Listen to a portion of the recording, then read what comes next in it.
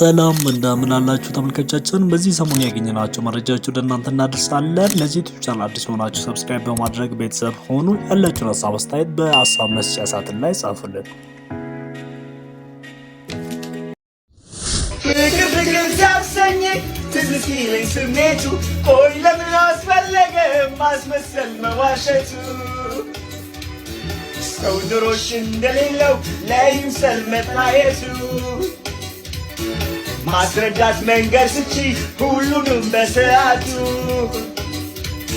ፍቅር ሲያሰኘኝ ትዝ ሲለኝ ስሜቱ ቆይ ለምን አስፈለገ ማስመሰል መዋሸቱ ለምን አስፈለገው? ቱና እንደዚህ ስቅስቅ ብሎ ሲያለቅስ ማየት ግን እጅግ በጣም ያማል።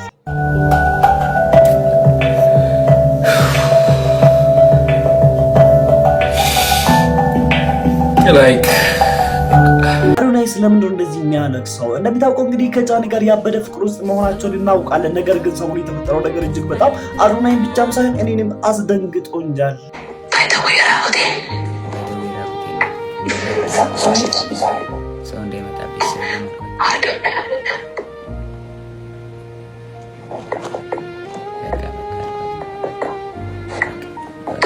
ጃኒ ስለምንድነው እንደዚህ ያደረገችው? እንግዲህ አዶናይ ጋር በፍቅር ከተጣመሩ በኋላ ከጆን ዳንኤል ጋር ምንድነው ያገናኛቸው? ጆን ዳንኤል ሲናገር እንዲህ ብሎ ተናግሯል። ውክልና ሰጥቻታለሁ። የባንኪን መኪና የገዛች ጊዜ 1 ሚሊዮን ብር ሰጥቻት ነበር። እስር ቤት በነበርኩበት ሰዓት ትራንስፈር ማድረግ ስለማልችል 1 ሚሊዮን ብር ከባንኬ ላይ ውክልና ሰጥቻት እንትን ብላ ነበርና ውክልናው አልተነሳም። ጃኒ አይ በቃ ውክልናው እንድታነሽልኝ ነው ብዬ ዘጋውት ስልኩን ማለት ነው። እስር ቤት በገባ ጊዜ አንድ መኪና ገዝታ ነበረ ጃኒ። የገዛችው መኪና ደግሞ 1 ሚሊዮን ብር ከሱ ተበድራ ነበረ። 1 ሚሊዮን ብሩ ደግሞ እሱ በካሽ መስጠት ስለማይችል እዛው እስር ቤት ሆኖ ለሷ ውክልና ሰጥቶ ነበረ። እንግዲህ አሁን ጃኒና አዶናይ ጎንደር በሄዱ ጊዜ ጆን ዳንኤል ደወልላት። ሲደውልላት ስለምንድን ነው የደወልላት? እንግዲህ እንደምታወቀው እስር ቤት እሱ በገባ ጊዜ እሱ እንደተናገረ ከሆነ ማለትም ጆን ዳንኤል እንደተናገረ ከሆነ ለሷ ውክልና ሰጥቶ ነበረ የባንኩን ማለት ነውና እሱን ውክልና እንድታነሳለት ነበር ፈለገው ማለት ከሷ ስም መቀየር ስለፈለገ ወደ ራሱ መለስ ስለፈለገ ደወለላት። ከዛ እሷ ደግሞ ትንሽ ገብታ ምን ትላለች? እንደዚህ ትላለች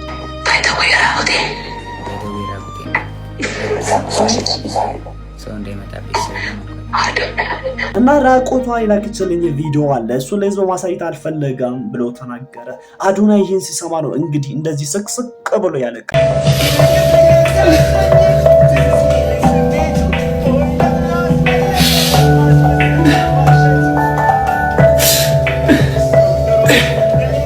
ሲሰማ ራሱ እንባይ መጥቷል። እጅግ በጣም አስደንግጦኛል። ምክንያቱም አዶናይ የሚያውቀው ታሪክ የለም። ምክንያቱም የሚያውቀው ከጃኒ ጋር በፍቅር ማበድና በፍቅር አለማችን መንሳፈፍ ብቻ ነበር።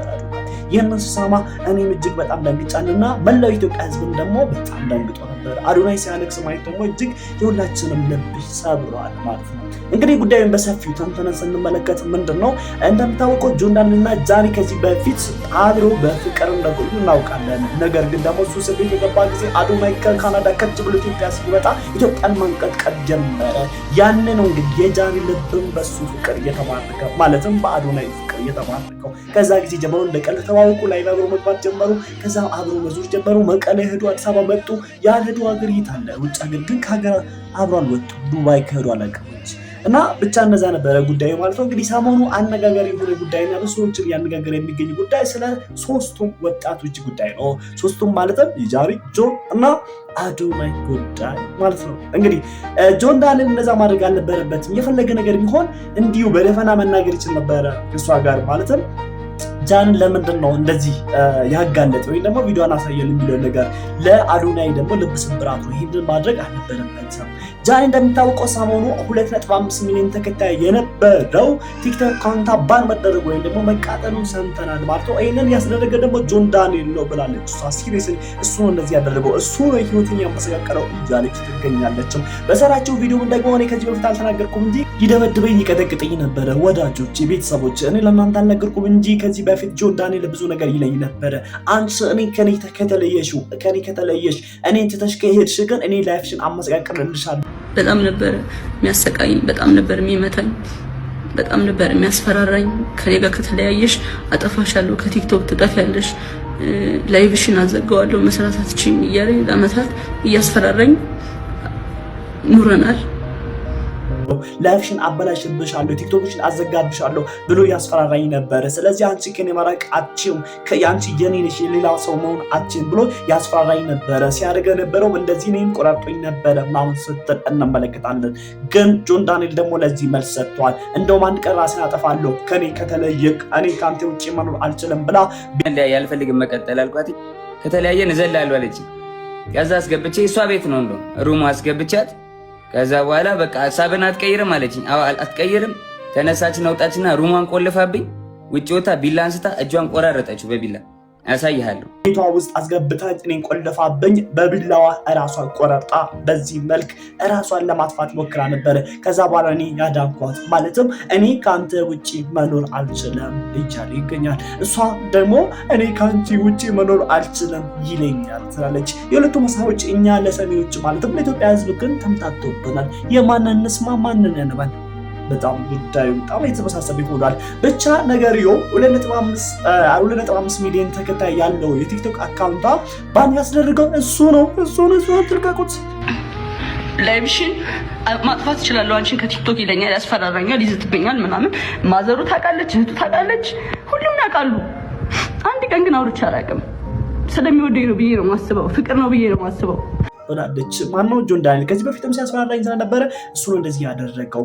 እንግዲህ ጃኒ የት ቆይታ ነው ይህንን ጉድ ያወጣችው? ማለትም ጆን ዳንኤል ከዚህ በፊት ይህንን ጉዳት ሲያደርስባት ከነበረ እንደዚህ የሚያደርጋት ከሆነ ለምንድን ነው ከዚህ በፊት ቀድማ ያልተናገረችው? ይህንን ነገር እንደው የሆነ ጊዜ ላይ በአንዷለምና ቀድሞ ፍቅረኛው መሀል በተፈጠረው ጉዳይ ማለትም ቀነኒ አዱኛ ካረፈች በኋላ ስለ እንደዚህ አይነት ጉዳይ ሴቶች ላይ በሚደርሰው ጥቃት ማንታ ብለው ብዙ ዘመቻ ተከፍቶ ነበረ ማህበራዊ ሚዲያ ላይ። ያን እሷ የት ነበረች? ለምንድን ነው ያልተናገረችው? አሁን የቲክቶክ አካውንቷ ባንክ ከተደረገ ወይም ደግሞ ከተቃጠለ በኋላ ነው የምትናገረው።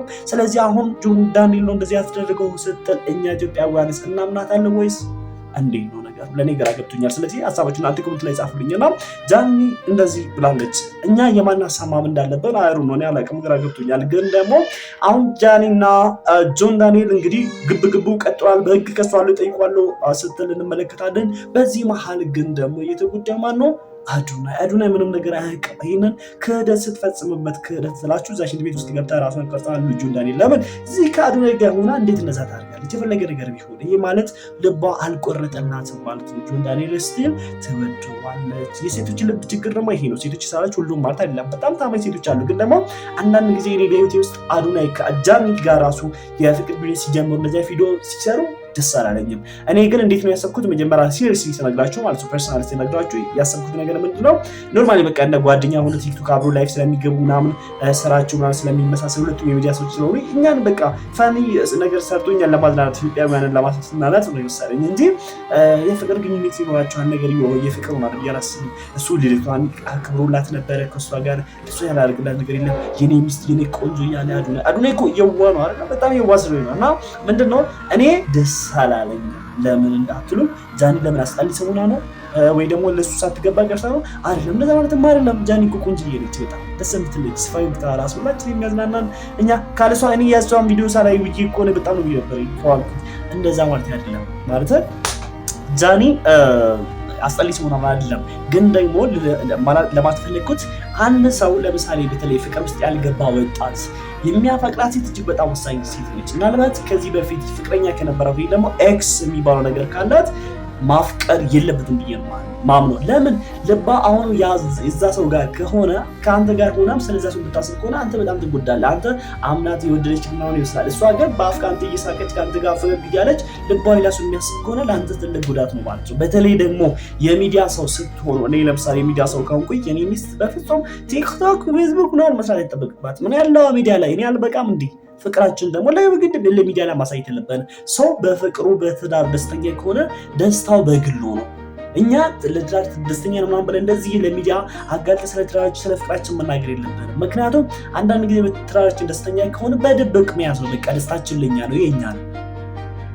አንዳንድ ጊዜ ደስተኛ መሆናችን አንዳንድ ሰዎች ቪዲዮ ቀርጸ ምናምን ወደ ህዝብ እናወጣለን፣ አስፈላጊ ነገሮችን እናደርጋለን። እንደዛ ሲሆን ደግሞ ችግሩ ምንድነው? ከዛ በኋላ ህዝብ ሲገባበት ለሰው ፓብሊክ ማድረግ ጥሩ አይደለም። ሲገባበት ምንድነው የተለያዩ ነገሮች ይከሰታሉ። ከዛ አሉባልታ ሀሜት ይመጣል ምናምን። ከዛ በኋላ ትዳሩ ይፈርሳል ማለት ነው። ሚዲያ ላይ የወጣ ትዳር የበረከተ ትዳር ነው ያላዩት እንዳለ ይፈርሳል ሚዲያ ላይ ወጣ። ስለዚህ ሁላችንም ማድረግ ያለብን ትዳራችን በድብቅ መያዝ አለብን። ትዳራችን ፍሬው ራሱ ይነገራል። ፍሬው የትዳራችን ውጤት ራሱ ለዓለም ይናገራል። እኛ መናገር፣ ቪዲዮ መቅረጽ፣ ማሳየት፣ ለሰው ይፋ ማድረግ ቀን በቀን ማድረግ አይጠበቅብንም። እኔ ለአዱናይ የምመክር ነገር ጃኒ በቃ ተዋት፣ ተፋታት፣ ተዋት በቃ እሷ በቃ ለአንተ ጥሩ አይደለም። በቃ እኔ እንደተረዳው ከሆነ አንተም ማፍቀር ያለብህ ሴት ገና በቃ ጽድት ንጽት ያለች በቃ የሚዲያ ሰው ያልሆነች ያልተነካከች ከማንም ጋር ጽድት ያለች በቃ አፍቅር። ለእኛ ግን አታሳየን፣ አንፈልግም እኛ በቃ አንተ እኛው ያንተን ስራ ጥሩ ነገሮችን የምትሰራቸው ነገሮችን ህዝቡን የምትደግፋቸው ነገሮችን የታመሙ አቅሚያቶች የምታሳክማቸው ነገሮችን የጎዳና ተዳዳሪዎችን ወስደህ ጥሩ ቤት ሲሰጣቸው እንደዚህ ነገር ማየት እንፈልጋለን እንጂ ሚስትን ተው በቃ አንሽብ እኛ አንፈልግም። እኔ አይጨንቀኝም እንደዚህ ነገር ያንተ ስራ ጥሩ ነገሮችን ሰራ ነው የምፈልገው እና እንደዛ ማየት መረዳት መቻል አለብን እላለሁ። ለዚህ ዩቲዩብ ቻናል አዲስ ሆናችሁ ሰብስክራይብ በማድረግ ቤተሰቦቻችሁና ራስዎን ወንድማችሁ ፎክስ ነበርኩኝ። ዛሬ እኔ በጫውታ ነው ይሄን ቪዲዮ የወሰድኩት ማለት ነገር ነገ ስለሚታረቁ ያን ያህል እንዲትል ወስደ ምናምን እንደዚህ ጭንቅ ብለን ሲሪየስሊ ወስድ እንዲ አሁን እንደዚህ ተከስቷል ምናምን ብዬ እኔ መዘግባለ ስለማልወድ ነው ስለማይመችኝ ነው። ምክንያቱም በቃ ነገር ነገ ስለሚታረቅ ጉዳዩ ስለሚፈታ ቀላል አድርጌ እንደቀል ምናምን እናንተን እያዛል ነው የሰራሁት ማለት ነው። አሁን በድጋሚ መመላችሁ ነገር ይሄን ዩቲዩብ ቻናል ሰብስክራይብ በማድረግ ቤተሰቦቻችሁና ራስዎን ወዳችኋለሁ። ሰላም ነው።